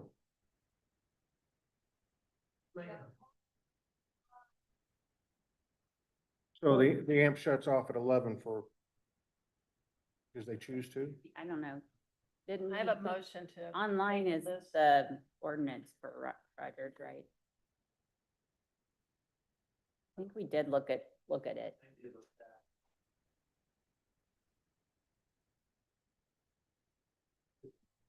Well, indoors a different deal with sound buffering and things like that. Point of order, point of order, public comment has closed. Questions need to be directed to city staff or police chief. Please. Do we know if outdoor amplified music closes at 11 in Rogers? That's what I was gonna say, can you pull their ordinance? I would just read directly from that. And again, Can't read it. It is what we want to do. that's what I'm saying, but I don't doubt that some businesses stay open. I want it to come directly from the ordinance though, so let's pull that. Well, there it is right there. It's 11 PM all night. 11 PM and all night for Saturday. Now, listen, if people are doing it and not catching attention, I can see that. And that's what I'm saying, we're complaint driven, so It is all complaint driven. Well, I mean, I know the amp will unplug you at 11. Well, it says it right there. It's I mean, clear. I've been at a concert that was delayed because of rain and they will literally unplug them. So, with all this being said, I would like to remove that portion of this. I think we have to do something. I want the equipment in our hands that can read the base as soon as possible. So we're not judging something that is, we're not able to measure. And then we stay with the times that we've got in the ordinance. Everything else being the same. Is that a motion? I Yeah. want to say, Table. It has not been. And point of order, I just want to clarify two things. I have not yet read I have not yet read the proposed amendment. Councilmember Cindy, I also want to clarify that you would like to propose a motion to postpone to a future date. Tabling would be for later in the same meeting. So Motion to postpone to a later date. would we like for me to stop and read the ordinance before we start? We have to first have a second to postpone. So Well, yeah. Or are we gonna review it? It's are fine. you gonna read the ordinance with the proposed amendments? Is that how you're gonna do this? Or you're gonna Okay. read it and then? We have a motion on the table. That does not stop someone does necessarily. anybody want to No one second has- Cindy's motion? I believe is what he's trying. Correct. No one has seconded, and there has not been a motion to amend. There has been proposals to amend. Yeah. So I just want to clarify all of that. Thank you. So is there a second? Is there a second to Cindy's? Not currently. Is there a- So then, do we want to have a motion to amend? What, There was two amendments, one from me and one from Dan. If you could read the one from Dan on keeping the 500-foot distance. Construction. Best wording that you could do for the construction. If you have that in. This would be, Nick, under section C1, and it would read 7:00 PM within 500 feet of R1, and then the rest remains the same. I second that proposal. Does a that take off? motion and a second on that amendment, correct? I just have a quick question on the construction. Does that take off the month, like October to whatever? I'm sorry, it's not, 7:00 PM. Okay. year round.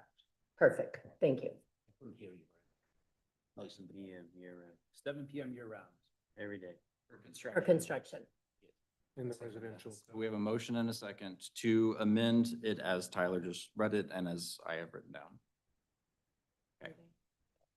And then I would like to make a motion regarding the, Do we need to do a, Go ahead and- do a vote Do a on vote that? on that. So we've got that. Just do a roll call vote, so it's very clear. On Dan. Yes. Everybody understands what we're voting on, right? The amendment on the five. Mhm. The construction. Okay. Okay. Suter, Yes. Grover, Yes. Burkhart, yes, Hook, Yes. Sanchez, Patterson, Yes. Acree, Yes. pass. Do we have a motion for a second amendment? I make a motion that we amend section 58-107 and remove that section in its entirety. Second. Can you clarify what exactly is being? It's removing, me or him. Well, anyway. I've got it here too. We're removing, subject to provision of this article, no person shall create any unreasonable, loud and disturbing unnecessary noises within the city. B, no person shall create a noise such character, intensity, vibration, or duration as to be detrimental to life or health. All of what you can't do is already listed in here. So it's taking out that unreasonable noise completely, like that won't remain anywhere? I feel like I remember there was a reason that was in there. Do we feel like, That's the way we were gonna do the ordinance without the Okay. decimal reader. but now that we have black and white, we don't. Yes, so that's why we went to keeping the decimal reading in our last discussions, was to Okay. make sure we had a measurable device, because you can't even win an argument with unreasonableness. It's subjective. You can't go to court with subjective results. Chief, do you agree with that? Like, do you feel like that, as far as your officers having to enforce Yeah, I that, think it'd like, be okay, because the way the rest of the ordinance is written, Okay. this was just kind of a general term saying, hey, nobody can be unreasonable. Then below it's like, this is what we call unreasonable. We call doing the following unreasonable. And so it was just kind of a general terminology that wouldn't be an enforceable aspect of it. I don't believe removing that is going to give us any concerns as far as enforcing that. If it causes any type of confusion on the front end, that's the last thing we want. So I don't think it's going to harm us and enforceability. I'm good with that. So- Chief's good with it. I'm good with it. Well, and I just want to reemphasize, like, this has been ongoing for years, and we've had people come individually almost once a month to one of the council meetings complaining on the noise. I appreciate all the work. I want to say, my phone rang, what, 4 years ago or 3 years ago at 2 a.m. When the momentary was having something on, and they have worked beautifully with us, and they're actually in approval of us. And I remember getting those calls. I don't know why I thought I had to answer it at 2 a.m, but I felt compelled to. But I know Covered so much distance. immediately we met with them and they heard us and they worked with us. And I appreciate that. So I do want everyone to understand, it's not one specific business. This has been across town for several years. My notes go back to 2021. So I definitely want to emphasize this, that we need to put something in writing tonight. A point of order, public comment has closed for the evening.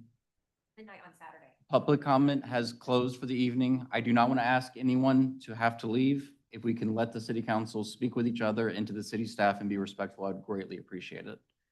Okay. Bonnie is joining if anyone has questions about 58-107, and as that would apply to the bill, if you would have questions for that. Oh, I'm good. I'm fine with hearing what her thoughts are. As I read it, I did not write this, I was not involved in it, I did not do the legal review. You have a generally prohibited that gives the unreasonable standard, and then you have exceptions to that, and then you have the things that would fall into what would be unreasonable. To me, the police are not going to go out and ticket someone for being unreasonable.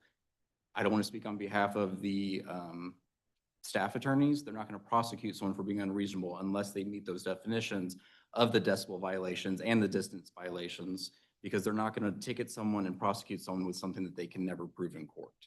So my hesitation with that is you've defined that you cannot be unreasonably loud in the city. Here are some exceptions, and here's the definition of what we consider unreasonable with these decibel limits. That's the way I read this. And Bonnie said she was going to try to join here in a second, if anyone had questions on that. Appreciate that. I'll make it different. We had this discussion when we weren't going to do the decimal level. And that's the reason we changed the decimal level. Remember, specifically, that was the reasons. Because we wanted it to be measurable and not have unreasonableness or a subjective opinion in this ordinance at all. So I very clearly remember that conversation and more curious of why it's even in here when we had that conversation. And when it's not necessary, when it's all discussed point by point by point. Well, Bill, I think this paragraph is indicating the purpose of the ordinance. It does not specify absolutely anything. That's why it talks in general terms. Unreasonable. That is the purpose of the ordinance. Now, it is not enforceable because it is only the purpose, but it is described on the exceptions, and it is described on the action, the actionable actions that the police can take in order to find an individual or a corporation because of that.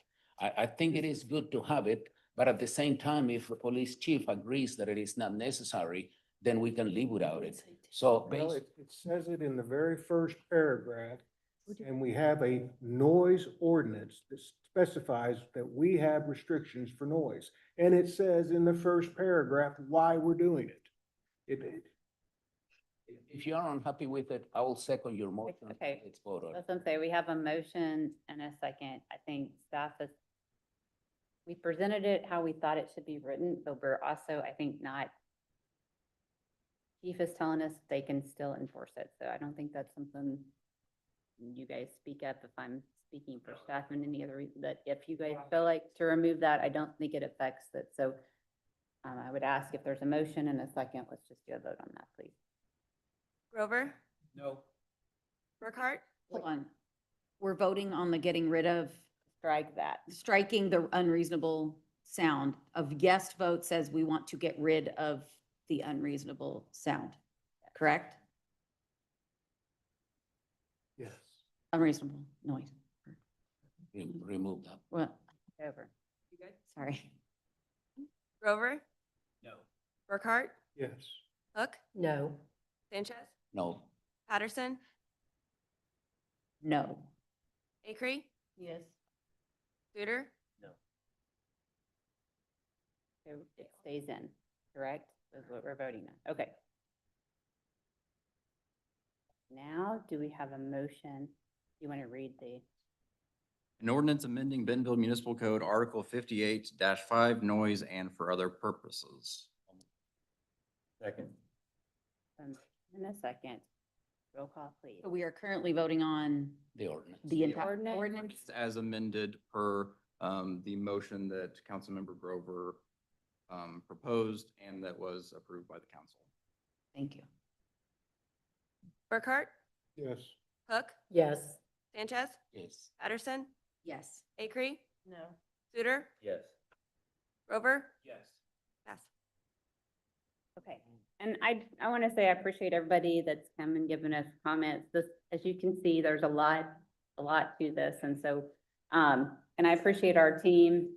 They've worked on it for several months, so thank you all. I would like to work with our team again to, I think there needs to be some additional amendments on the new code that we did not address. And if there's anything that can. And if we'd have postponed it, We we can could have. also add or amend this thing if we can come up with better solutions that everybody can agree on.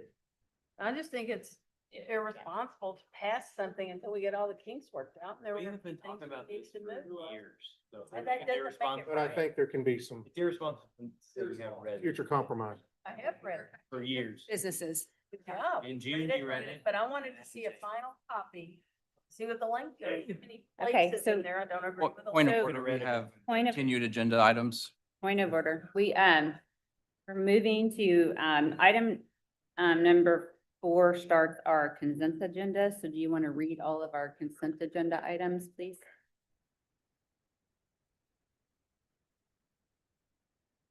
Is it gonna let them shut the door? Okay. Just to clarify, we're moving to the consent agenda Yes. for me to, okay. New business item number 4. A resolution authorizing the mayor and city clerk to accept a grant from Fidelity in the amount of $22,500 to fund the 2026 Great Neighborhoods Partnership Tree Program, amending the 2026 budget. If and- I can, if we can close the door and then if we can ask, make sure. I couldn't hear you. Okay, we can't hear you. I will. Sorry, please start over. I'm sorry. Moving to consent agenda, new business item number 4. A resolution authorizing the mayor and city clerk to accept a grant from Fidelity in the amount of $22,500 to fund the 2026 Great Neighborhoods Partnership Tree Program, amending the 2026 budget and for other purposes.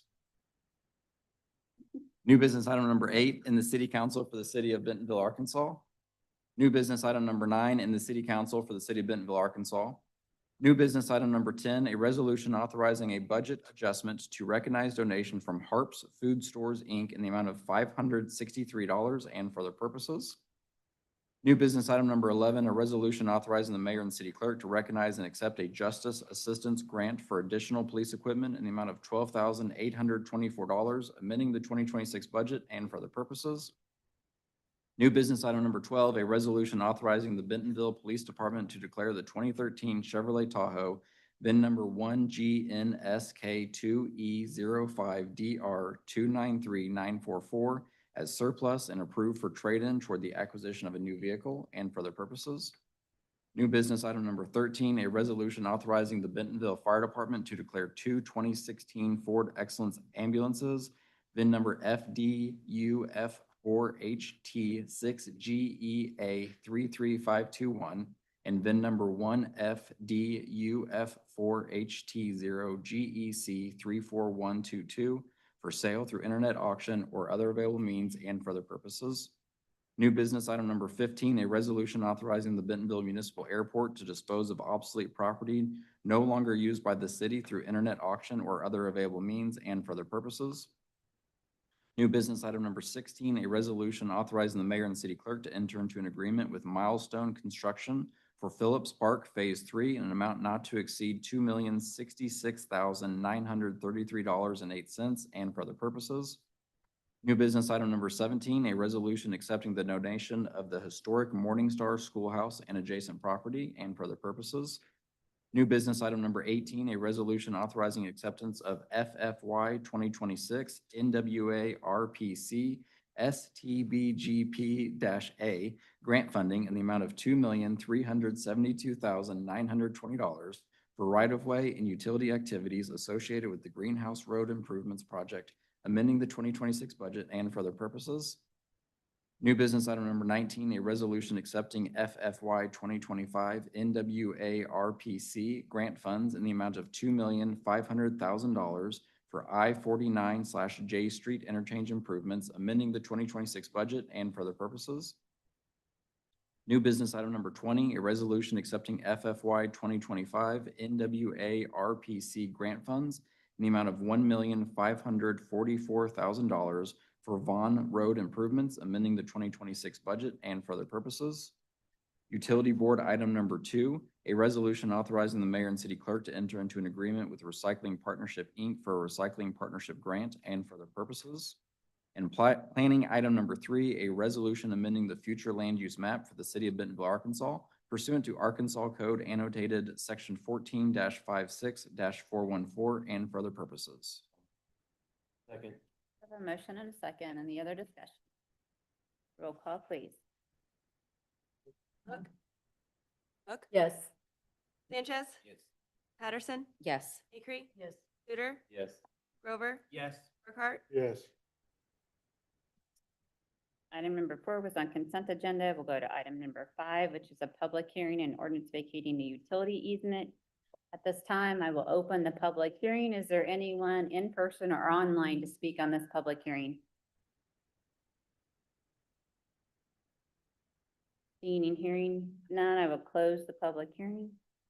New business item number 5, an ordinance vacating utility easement located at lots 12-15, block 9 of Gilmore's addition of the city of Bentonville, Arkansas, Benton County, Arkansas, VAC 26-0037. Motion and a second. Any other discussion? Roll call, please.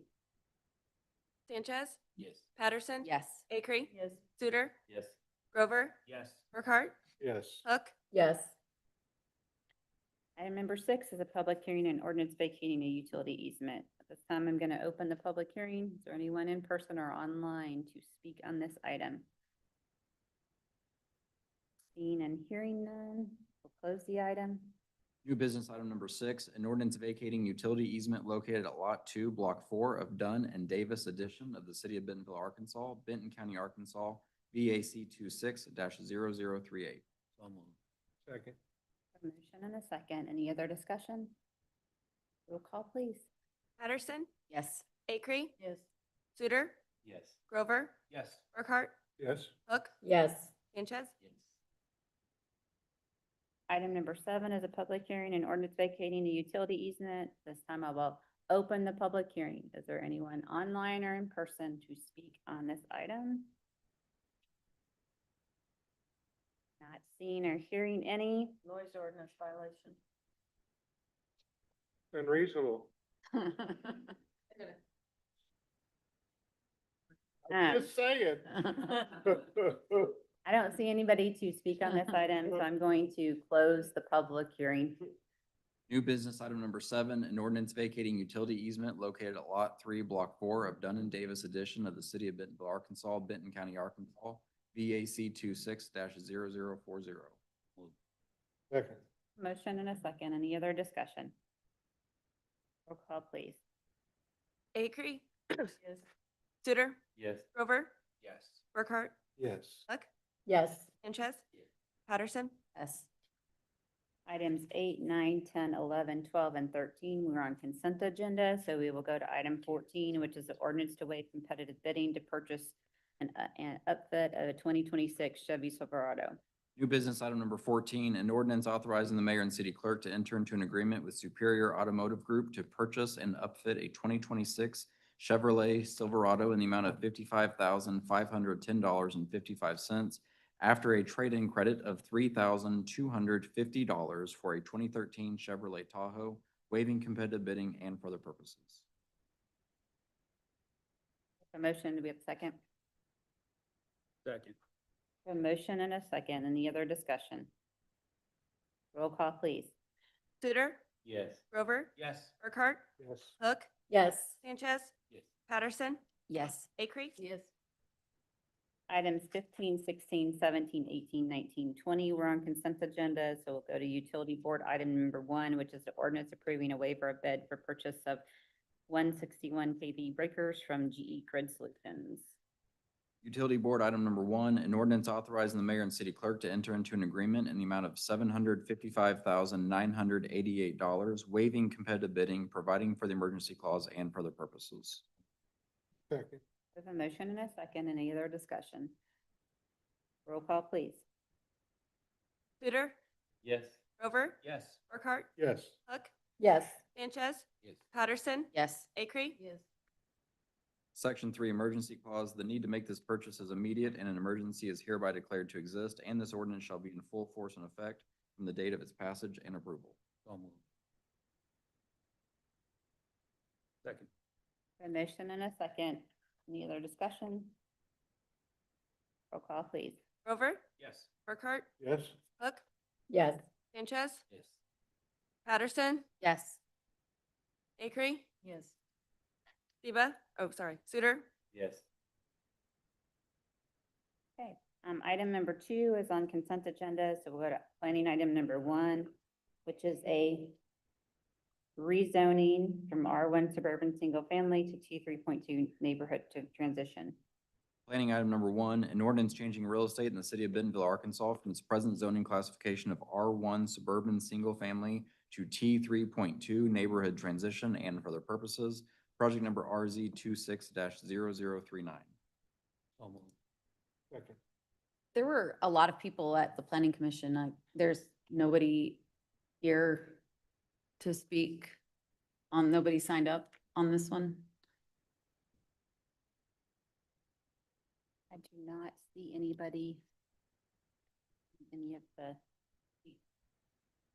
I mean, I feel like during the planning commission meeting, it was very thoroughly discussed and explained on both sides. And there are several letters on the agenda manifesting opposition to this rezoning. And I wanted to ask Tyler, is it just the regular review or is it enhanced review? It's standard review. Standard review. Can it be a standard review if you were to go to 3.1? That would also be standard review, yes. So standard review is 3.1 and 3.2, those two categorizations. Right. The primary difference between those two is twofold, like they have the same front setback, same side street setback. Setback wise, the main difference is gonna be the rear setback. It is 15 for T3.2 versus 25 for T3.1. Height is the same at 36 feet. And then T3.2 also allows for 2 dwelling units per building. So duplexes are like a 2-family townhouse structure. Those are allowed within 3.2, where 3.1 is more of a small lot, single family district. Is that possible within the dimensions of the parcel? You could, yes, yep. But that really is the most, that 2 townhouse or 2 units.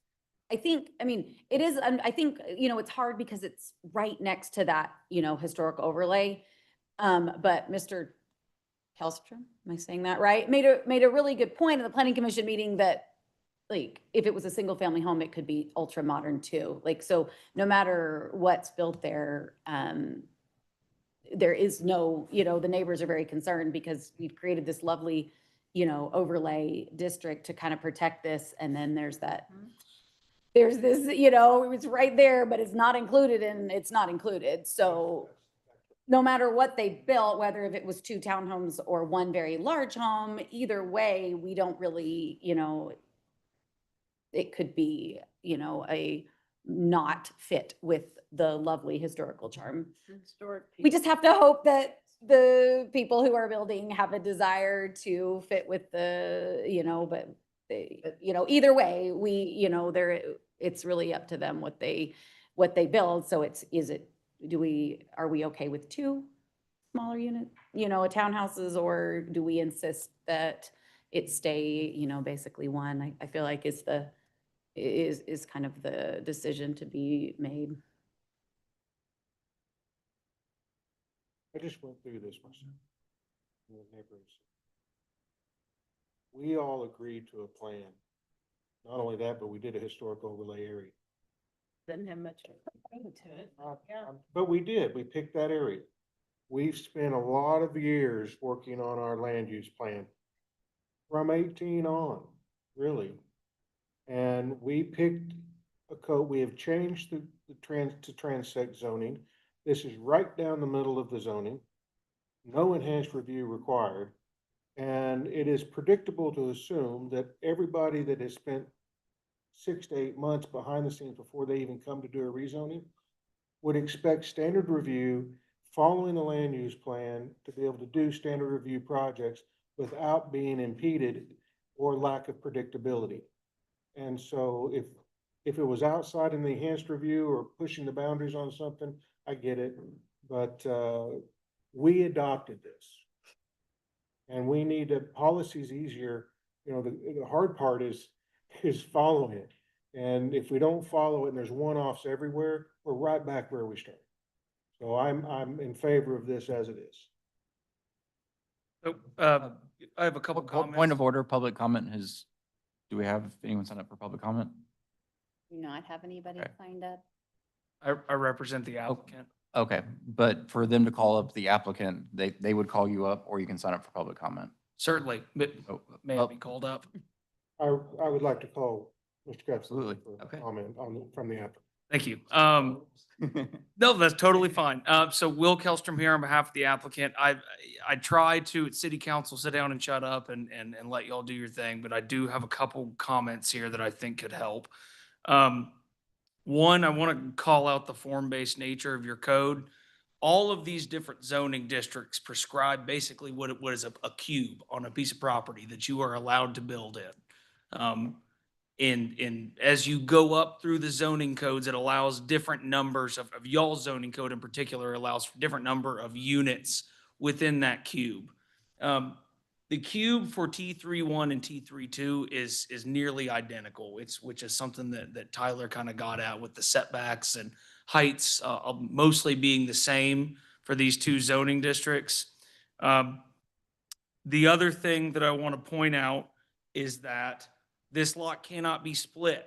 You will have max 2 dwelling units on this in one building. You can't split it.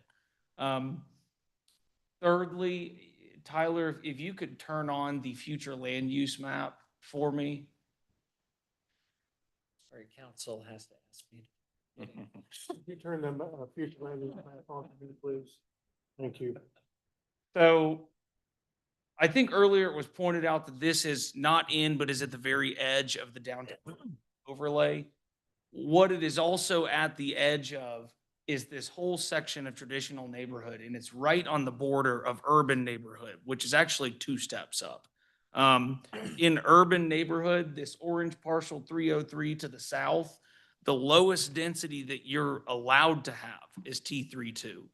And so it's the question that I'm getting to with that is I'm finding I have a hard time believing that a duplex is suitable at 303 but not at 301. And I think that within y'all's code, it's built in and it's usually used for ER or enhanced review, not standard review. But for enhanced review, there are factors that go into play, which is, are you at the edge of a district? Are you in an area where you're transitioning to a higher zone? And I think if you look at all those factors, we are at the edge of this and we're only asking for standard review. So those are my comments. Thank you for inviting me up here to yap at y'all. So thank you. You already have a motion second, right? Correct. Any other discussion? Okay, roll call, please. Burkhart, Yes. Hook, No. Sanchez, Yes. Patterson, Yes. Acree, Yes. Suter, Rover, Yes. pass. Yeah, item number 2 is a rezoning PC Curated Collections LLC from R1 single family to T3.1 neighborhood edge. Planning item number 2, an ordinance changing real estate in the city of Bentonville, Arkansas from its present zoning classification of R1 suburban single family to T3.1 neighborhood edge and for the purposes. Project number RZ 26-0040. Motion and a second. Any other discussion? Roll call, please. Hook, No. Inches, Patterson, Yes. Acre. Yes. Studer, Yes. Grover, Yes. Burkhart, Yes. Hess.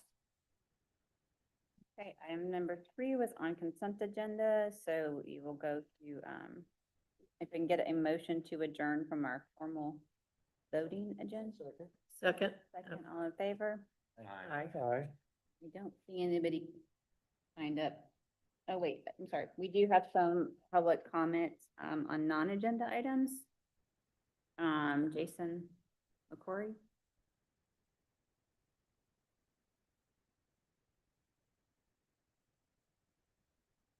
Hello, Jason McCrory, 3508 Southwest Briar Creek Avenue, Bentonville. 2 weeks ago, Chief Bertrand was asked whether flock cameras were placed at someone's residential road. And he started with his explanation with public roads, but then he pivoted, I'm going to move up here, to an example of a willing individual and a house and a stalking case, and answered in the affirmative. Here are those elements again: a camera, an individual, and a house. Not a word about a warrant. Not one sworn person in the room thought to ask. So the line on this is clear. The Fourth Amendment is accidental. The right of the people to be secure in their houses against unreasonable searches and seizures shall not be infringed. This is why we have the Constitution. Kylo versus the U.S. 2021 made clear using technology to explore details of a home requires a warrant. No debate, the line exists.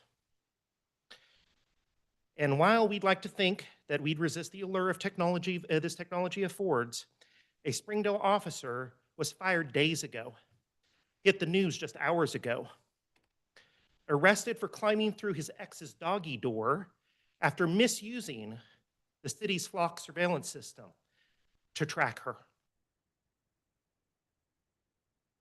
Do we need 5-year-old systems full of unpatchable vulnerabilities run through Amazon Cloud, processed by AI, connected to a national network that once had a wide open federal backdoor with deep government, Pentagon even, ties, and financial incentives? Flock expects city councils, that means you, not Flock, to be sure that you don't violate laws. You must track announced and somehow unannounced pilots and opt-out features you didn't adopt or initially allow them. Flock changed only after the mass exodus started. Cities removing Flock's cameras are not renewing. Centerton, Pea Ridge, Farmington, Springfield, Fort Smith, and likely Siloam Springs and Springdale, after the news story that just broke, might be expected. Does this justify the expense? The expense of privacy, not just money? I want safety, but not at the risk of a nanny state for me and my kids, especially one where Flock is involved. I simply do not trust them. The alternative is clear: local infrastructure, human review before alerts, binding constitutional amendments. Point of order, public comments reach 3 minutes. May I be allowed to a moment or two longer to finish? Okay, let's. Benjamin Franklin warned, those who give up essential liberty to purchase little temporary safety deserve neither liberty or safety. They deserve Flock safety. Stop the expansion of Flock, set an independent review, evaluate alternatives. If the courts will not draw a line between simple and mass surveillance, then it's on us, the city, to figure out an alternative. Thank you. Dylan Shaddix.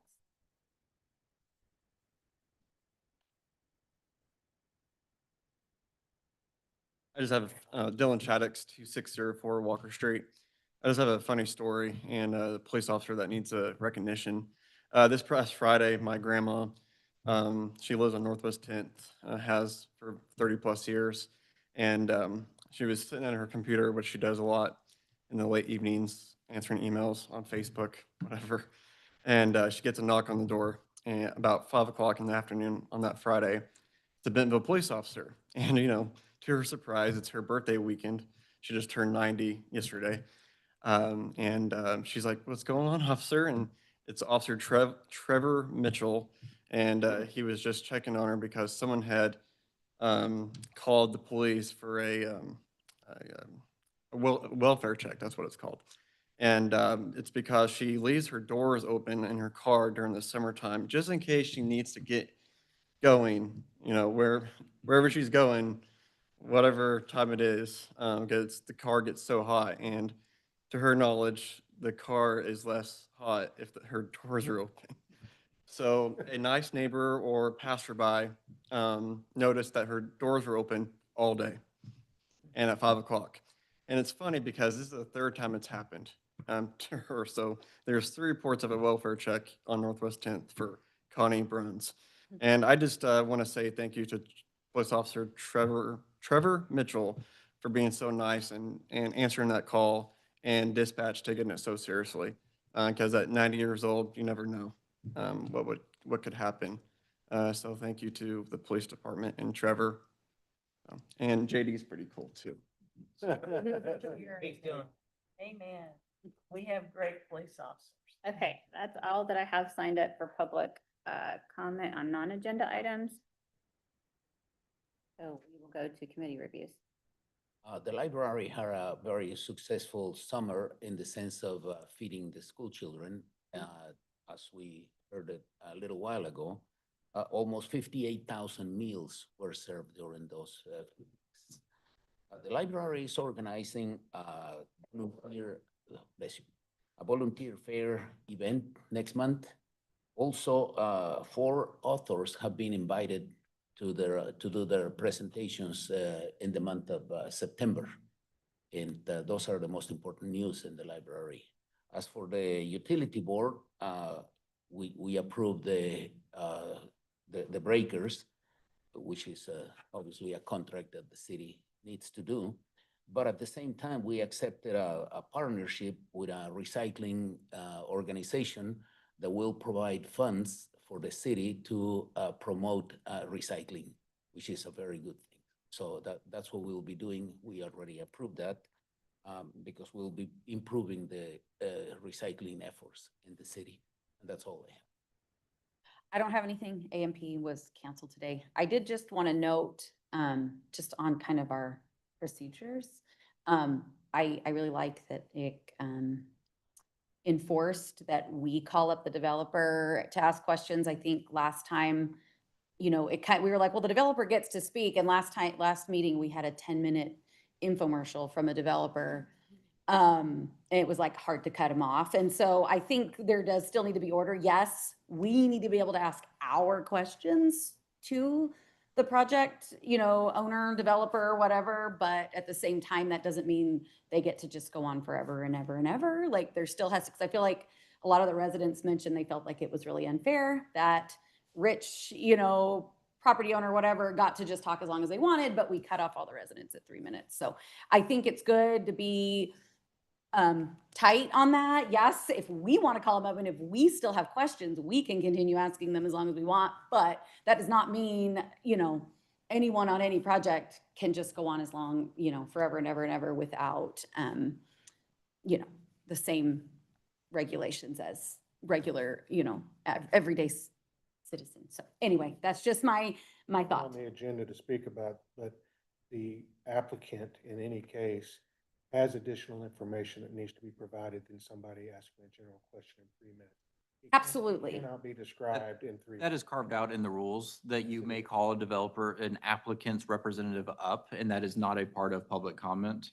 Absolutely. That's just not what happened last time. But- That is not what was going on last time. So There's no time limit to that, right? So how do There we? is not, but they do are we up say, there at okay, you your- talked enough, you need. They're at your, You are welcoming, you're inviting them up, so they're up there at your discretion. Councilmember Patterson. If we're still asking questions or getting valuable information, that's I different. think you just need to be cognizant So- of, because we have had the feedback from residents that they feel like they don't get to finish their comments, but we'd let, so I think just need to be, you need to be cognizant of that. This was just kind of repeating an ad over and over and over and over. And so I kind of expressed that I felt like we needed to tighten that up a little. And so today we did. And so I think that was good, like brought, we invited Mr. Kellstrom up, he answered our questions, gave really good information. If we'd had more questions, he could have stayed longer, but I just wanted to say, I really like that we're, keeping order there. So thank you. A similar subject, it is very good that our lawyer is enforcing that, as well as our clerk is enforcing the 3-minute rule. And more importantly than that, perhaps is the participation of the audience. When they are not allowed to speak, they should be quiet. Otherwise, your intervention has been strong, but sometimes it needs to be stronger in the sense of asking their absence out of this room, because they are disturbing the process that has been. I'm very pleased, I'm very proud of all of you colleagues, council members, as mayor and others, because of the cordiality, because of the respect that we have shown to each of us when we are talking. All of the others listen. Thank you. We've moved our meeting for traffic and signage to the 14th of September because of Labor Day weekend. We do have a McCollum Pass groundbreaking. Are you gonna? No, you go ahead. No, go ahead. Talk about that with Parks and Rec. I just wanted to make sure. Yeah, I'm not that gonna be y'all- there, but it's at 9 o'clock in the morning, which is, coming right up at, 1101 McCollum Drive, which is the pavilion by, what's the name of that church? The LDS church. Yes, right in there. So, 9 o'clock, there's music and refreshment. Oh, my mistake. So be sure and be there. No updates from me for finance committee. Tree and landscape, the giveaway for the fall is going to be on the 10th of October. So it's going to start at 7:30 in the morning, and it's going to be at the municipal building. Though they will be putting social media and other ways to let your constituents know.